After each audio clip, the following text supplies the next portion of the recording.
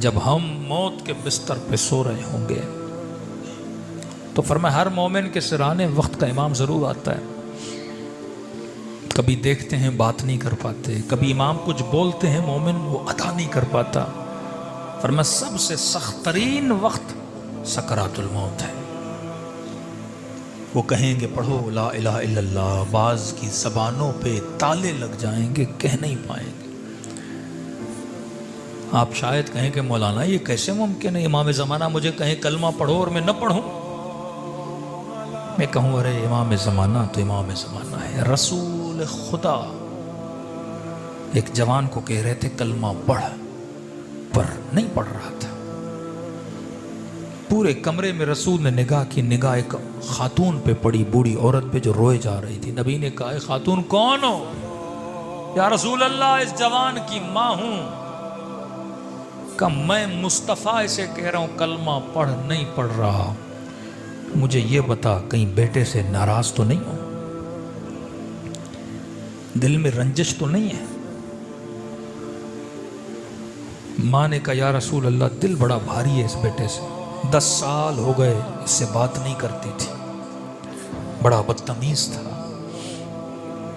نبی نے کہا تیری ناراضگی نے اس کی زبان پہ تالے لگا دیے ہیں. عزیز ماں جب تک زندہ ہے قدر جانا کر. یہاں تک کا غلطی کی ہے زندگی میں معافی نہ مانگ سکے، قبر پہ چلا جا.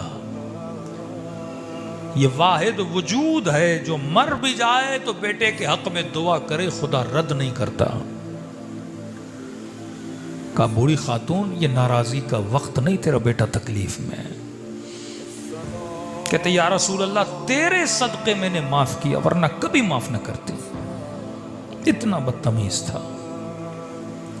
یہاں ماں نے معاف کیا، یہاں زبان سے تالے کھلے اور اس نے کلمہ پڑھا.